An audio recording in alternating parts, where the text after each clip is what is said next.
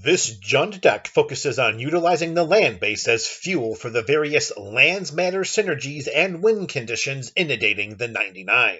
Since our theme is land-driven, the process of putting lands into play is highlighted throughout this build, with payoffs including creature token creation, mana acceleration, life drain and life gain, +1/+1 counter dispersal, direct damage, card draw, and combat enhancement.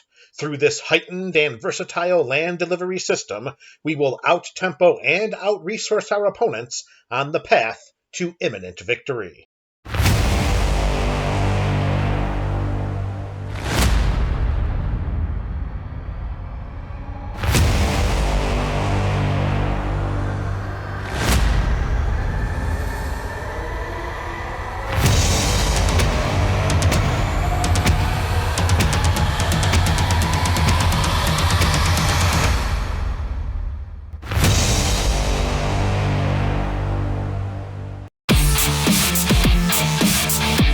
Lord Windgrace debuted as the front-facing commander option in the Nature's Vengeance pre-constructed EDH deck from the Commander 2018 product. Lord Windgrace is a Planeswalker that enters the battlefield with 5 loyalty counters for 2 Jund colors. That's 1 black, 1 red, and 1 green mana. We can +2 our general to discard a card and draw a card.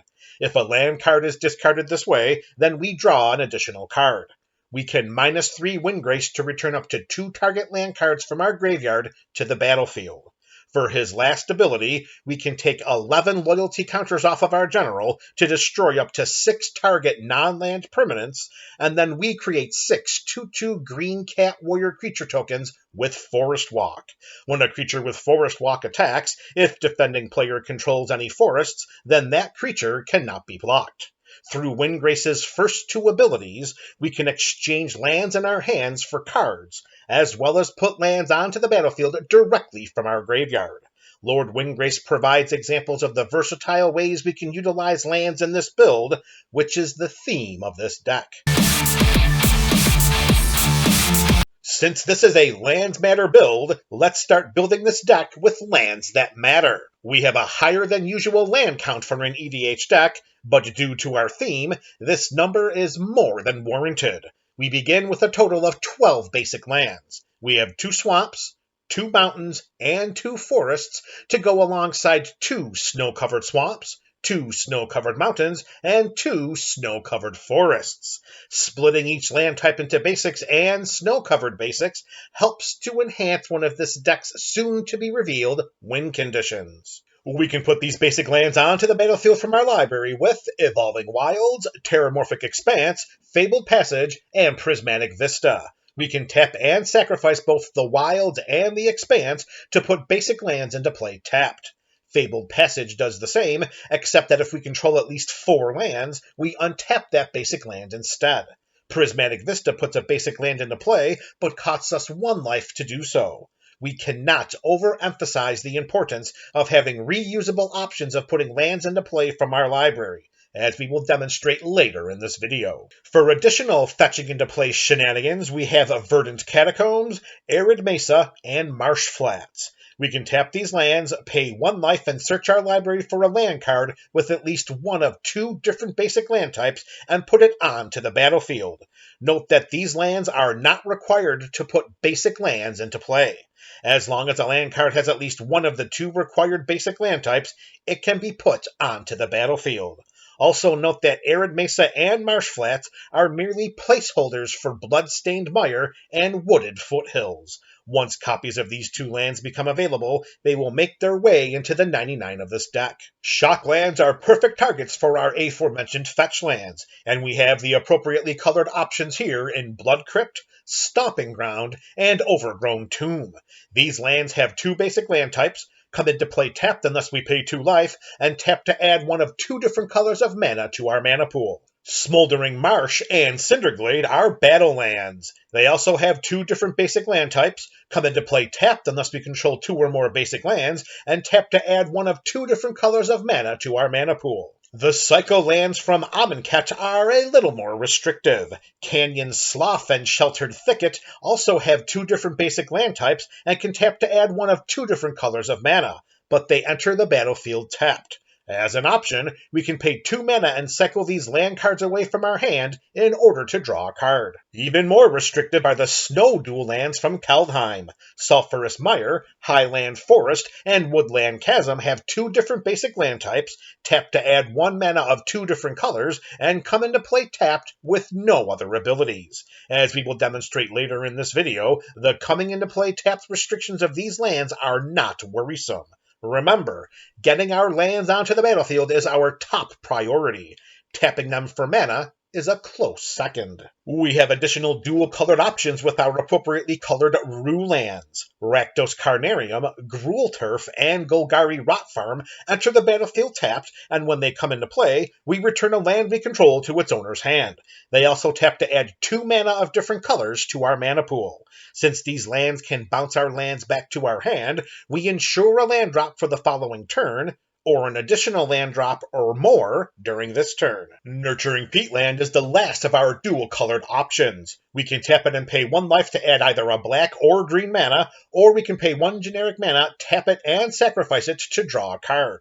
Nurturing Peatland can provide a steady stream of reliable card draw through its sacrifice ability, and once the Dimir and Gruul Horizon lands are created, they will find their way into the 99 of this build. For the purposes of color fixing, we have the best land in the format, Command Tower. It taps to add 1 mana of any color in our commander's color identity, a feat that Reflecting Pool should be able to do as well. We close out this section of the video with some utility options. We can pay 2 mana, tap, and sacrifice Field of Ruin to destroy target non-basic land an opponent controls. Then each player searches their library for a basic land card and puts it onto the battlefield. Ghost Quarter can be tapped and sacrificed to destroy target land, and its controller may search their library for a basic land and put it into play.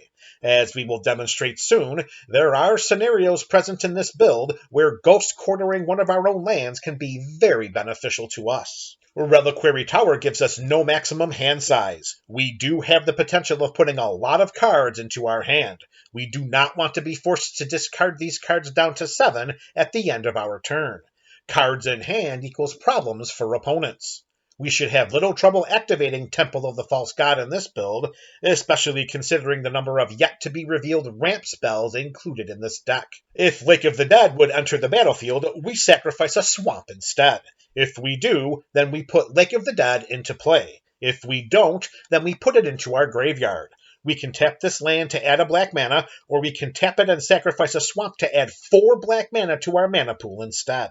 Lake of the Dead provides mana acceleration and a land-specific sacrifice outlet, which is a very important feature in this type of build, especially considering that one of our general's loyalty abilities can put these lands back onto the battlefield from our graveyard. This brings us to the last land card in the deck, Field of the Dead. It comes into play tapped and can tap to add 1 generic mana, but the wall of text beneath its activated ability is so much more valuable. Whenever Field of the Dead or another land enters the battlefield under our control, if we control at least 7 lands with different names, then we create a 2/2 black zombie creature token. As we will demonstrate later in this video, we have the potential of triggering Field of the Dead so much that it is considered a win condition in this build, and all through a basic fundamental of the game, putting lands into play.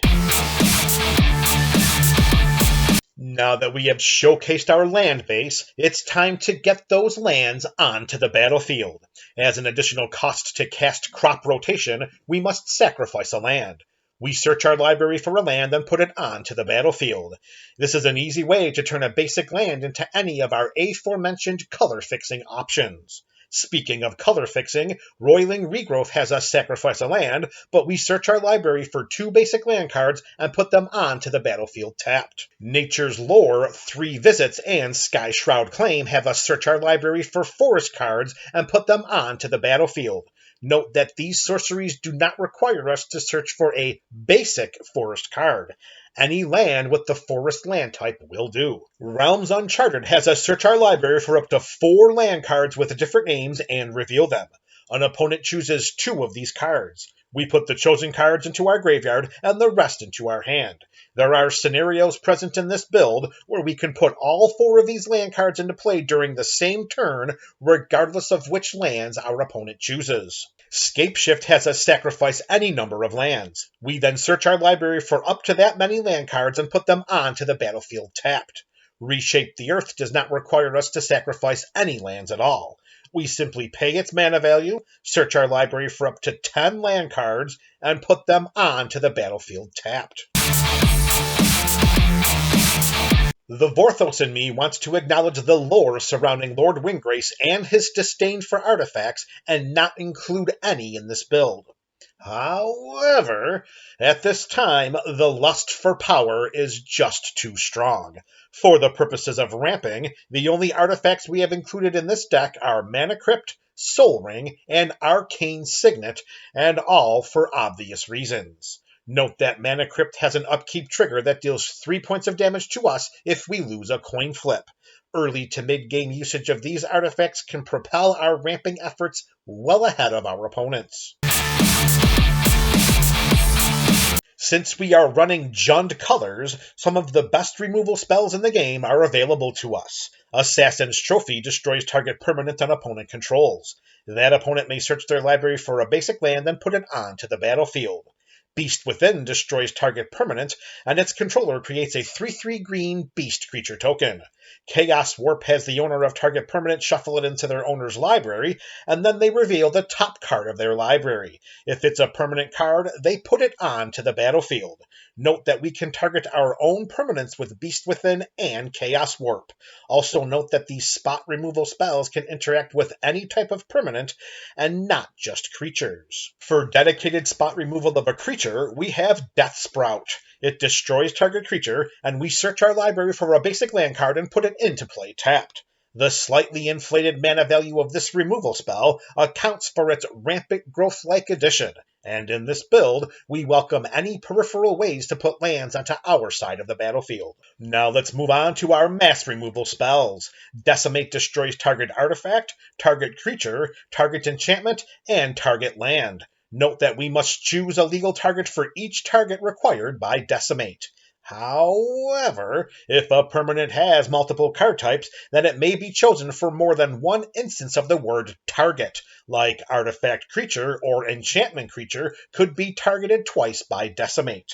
If we can resolve this spell successfully, then we reap the benefits of a 4-for-1. It doesn't get much better than that. Or does it? When we cast Casualties of War, we can pick one or more of the following: destroy target artifact, destroy target creature, destroy target enchantment, destroy target land, and or destroy target planeswalker. That's a possible 5-for-1. In Garruk's Wake could have an even bigger impact on the battlefield. It destroys all creatures and all planeswalkers we don't control. Necromantic Selection destroys all creatures, then we return a creature card put into the graveyard this way onto the battlefield and under our control. It's a black zombie in addition to its other colors and types, and we exile Necromantic Selection. Note that these mass removal spells tip the battlefield in our favor each time, leaving one or more creatures on our side of the table while our opponents are left wondering what could have been. Blasphemous Act does not follow suit. It deals 13 damage to each creature. Although its mana value is 8 generic mana and 1 red mana, we will never spend that much mana to cast this spell because its cost is reduced by 1 generic mana for each creature on the battlefield. It is reasonable to believe that we can cast this spell for just 1 red mana. In order to maximize our ability to out-tempo and out-resource our opponents, we have several cards that allow us to play additional lands each turn, like Exploration, Wayward Swordtooth, Dryad of the Elysian Grove, and Mina and Den Wildborn. Wayward Swordtooth cannot attack or block unless we have the City's Blessing, which we have for the rest of the game if we control at least 10 permanents. The Dryad powerfully fixes our mana, as lands we control are every basic land type in addition to their other types. Mina and Den's activated ability returns a land we control to its owner's hand to have target creature gain trample until end of turn. Their land bouncing ability helps to ensure that we do not miss a land drop, even if we recycle the same land each time to do so. Druid class is an enchantment with 3 relevant levels for this build. At level 1, whenever a land enters the battlefield under our control, we gain 1 life. We can gain a lot of life here. At level 2, we may play an additional land on each of our turns. When Druid class becomes level 3, target land we control becomes a creature with haste whose power and toughness are each equal to the number of lands we control. It's still a land. With this class, we gain life peripherally through the thematic direction of our deck, we enhance our land delivery system, and we gain a potential outlet for one-shotting an opponent. At the beginning of our upkeep, we sacrifice the Gitrog monster unless we sacrifice a land. And whenever 1 or more land cards are put into our graveyard from anywhere, we draw a card. This frog horror can put a lot of cards into our hand throughout the game, which helps to enhance our theme even more. For more land-dropping shenanigans, Azusa Lost But Seeking lets us play 2 additional lands on each of our turns, while Burgeoning allows us to put a land card from our hand onto the battlefield whenever an opponent plays a land. This enchantment forces our opponents to second-guess their commitment to resource building and development, which makes our board state even more threatening through their self-imposed restraint. So far, we have showcased various ways to put lands into play from our library, ways to play numerous lands from our hand during each of our turns, and even ways to put lands into play during our opponent's turns. Now, let's utilize our graveyard as a source for putting lands onto the battlefield. Crucible of Worlds, Randonap Excavator, and Ancient Green Warden allow us to play lands from our graveyard. As a powerful bonus, if a land entering the battlefield causes a triggered ability of a permanent we control to trigger, then Ancient Green Warden has that ability trigger an additional time. Although up to this point, only the aforementioned Field of the Dead receives this trigger doubling effect, but soon we will showcase other cards with which Ancient Green Warden powerfully synergizes. For a bigger impact, Splendid Reclamation returns all land cards from our graveyard to the battlefield tapped. Creeping Renaissance has us choose a permanent type. We return all cards of the chosen type from our graveyard to our hand. More often than not, we will choose to return land cards to our hand. Creeping Renaissance also has Flashback, which means we can cast it from our graveyard for its flashback cost, which is 5 and 2 green mana, and then we exile it. We continue the graveyard-centric portion of this video with Life from the Loam. Although it does not put lands directly into play, it does return up to 3 target land cards from our graveyard to our hand. It also has Dredge 3, which means that if we were to draw a card, instead we may mill 3 cards instead. If we do, then we return Life from the Loam from our graveyard to our hand. The 99 of this deck is 40% lands, so the odds are in our favor of milling land cards into our graveyard, which then could either be played from our graveyard or returned to our hand. Zurin Orb is another outlet for getting our lands into the graveyard, as it lets us sacrifice a land to gain 2 life. We can buy back Constant Mists by sacrificing a land, which means that in addition to paying this card's mana cost, we put it into our hand as it resolves, which allows us to cast it numerous times throughout the game. Constant Mists prevents all combat damage that will be dealt this turn. Having land cards in our graveyard affords us the benefit of never missing any land drops, as long as we have at least one of our aforementioned play lands from the graveyard options on our side of the battlefield. Let's benefit even further from having our lands go to the graveyard from play with Titania, Protector of Argoth. Whenever a land we control is put into our graveyard from the battlefield, we create a 5/3 green elemental creature token. Also, when Titania comes into play, we return target land card from our graveyard to the battlefield. There are some Planeswalkers that strongly synergize with lands matter builds like this one. Renin 6 has a +1 ability that returns target land card from our graveyard to our hand. We want to target fetch lands with this ability for the purposes of doubling up our landfall triggers. For -1, Wrenn 6 deals 1 point of damage to any target. And for -7, we get an emblem with instant and sorcery cards in our graveyard have Retrace, which means that we may cast these cards from our graveyard by discarding a land card in addition to paying their other costs. Note that this discarded land card can be returned to our hand with this Walker's own +1 ability.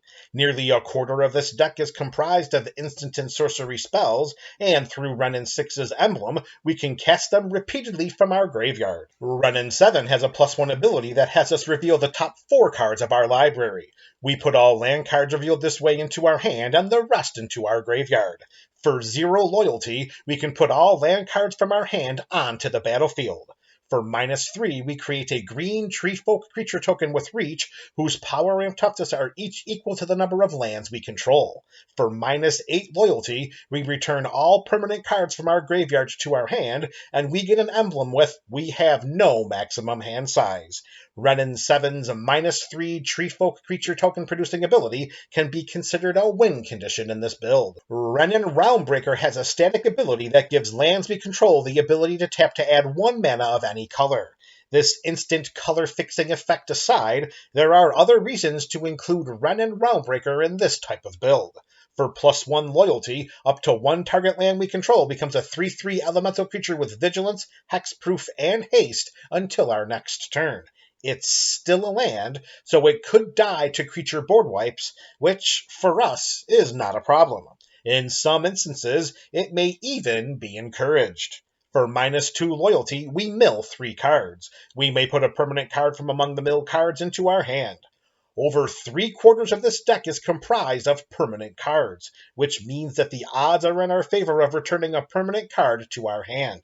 For -7 loyalty, we get an emblem with We may play lands and cast permanent spells from our graveyard. Note the great number of synergies between and among the different variations of these Wrenn Planeswalkers. They fit perfectly into the lands matter theme of this deck, secondary to their land-centric and graveyard-focused abilities. We have a small smattering of cards here that synergize with and enhance our lands matter theme. Demonic Tutor puts any card from our library into our hand. Eternal Witness puts any card from our graveyard into our hand when she enters the battlefield. Bala Ged Recovery follows suit, but has the option of being played as Bala Ged Sanctuary instead, a land that enters the battlefield tapped and taps to add 1 green mana. Remember, our build is predicated on getting lands into play, and this modal double-faced card provides us an option to do so. Radha, Heart of Keld, and Augur of Autumn provide the option of playing lands from the top of our library. During our turn, Radha has First Strike, and she also has an activated ability that gives her +X/+X until end of turn, where X is equal to the number of lands we control. Radha could become a threat to one-shot an opponent. Augur of Autumn also provides us the option of casting creature spells from the top of our library, as long as we control at least 3 creatures with different powers. Whenever Borborygmus Enraged deals combat damage to a player, we reveal the top 3 cards of our library. We put all land cards revealed this way into our hand, and the rest into our graveyard. We can discard a land card to have Borborygmus deal 3 damage to any target. This Cyclops puts lands into our hand and into the graveyard, both of which are vitally important features in this type of build. Utilizing various ways to get our lands onto the battlefield is the focus of this deck. Now, let's showcase the rest of our payoffs for accomplishing this feat. The following cards have the Landfall mechanic, which is an ability that triggers whenever a land enters the battlefield under our control. As we have demonstrated throughout this video so far, with numerous ways to get lands into play, triggering these Landfall abilities should be easier than Sunday morning, and this mechanic is our guide on the path to claiming victory over our opponents. Let's begin with some Landfall resources. Lotus Cobra adds 1 mana of any color to our mana pool. Tireless Tracker investigates by creating a clue token, for which we can pay 2 mana and sacrifice in order to draw a card. Whenever we sacrifice a clue, we put a +1/+1 counter on Tireless Tracker. Tireless Provisioner creates either a food token or a treasure token. We can pay 2 mana, tap, and sacrifice a food to gain 3 life, and we can tap and sacrifice a treasure to add 1 mana of any color. For card advantage, Valakut Exploration exiles the top card of our library. We may play that card for as long as it remains exiled. Note that this line of text allows us to play lands that are exiled with Valakut Exploration as well, and not just cast spells. At the beginning of our end step, if there are cards that have been exiled with Valakut Exploration, we put them into their owner's graveyard, and then Valakut Exploration deals that much damage to each opponent. As we have showcased throughout this video, we have numerous ways to get lands into play, in addition to giving ourselves multiple land drops each turn. Through this land delivery system, we can sling chunks of direct damage to our opponents through Valakut Exploration, which can be considered a win condition in this build. We also can create creature tokens. Rampaging Baloths creates a 4/4 green beast, Omnath, Locus of Rage, creates a 5/5 red and green elemental, and whenever Omnath or another elemental creature we control dies, Omnath deals 3 damage to any target. Scute Swarm creates a 1/1 green insect, but if we control 6 or more lands, then we create a token that's a copy of Scute Swarm instead. This Scute Swarm creating Scute Swarm's dynamic can get out of hand very, very quickly in this type of build. Vendor of Zendikar's Landfall ability does not create creature tokens, it enhances them. Whenever A of Z enters the battlefield, we create a 0/1 green plant creature token for each land we control, and whenever a land comes into play under our control, we put a +1/+1 counter on each plant creature we control. We have the potential of creating a massively wide and tall garden of plants. For directly interacting with our opponent's life totals, Spitfire Lagak deals 1 damage to each opponent. Retreat to Hagra provides 2 options from which to choose. Either target creature gets +1/+0 and gains Death Touch until end of turn, or each opponent loses 1 life and we gain 1 life. Most likely, we will select the Life Drain option. Ob Nixilis the Fallen provides us the option of having target player lose 3 life. If we do, then we put 3 +1/+1 counters onto OG/OB. Morog, Fury of Akum, has each creature we control get +1/+0 until end of turn for each time it has attacked this turn. Whenever a land enters the battlefield under our control, if it's our main phase, then there's an additional combat phase after this phase. At the beginning of that combat, we untap all creatures we control.